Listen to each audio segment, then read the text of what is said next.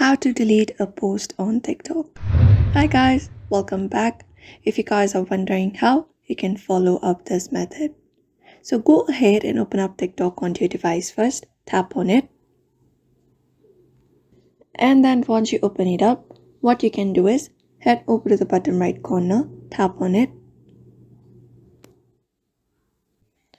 And your profile opens up.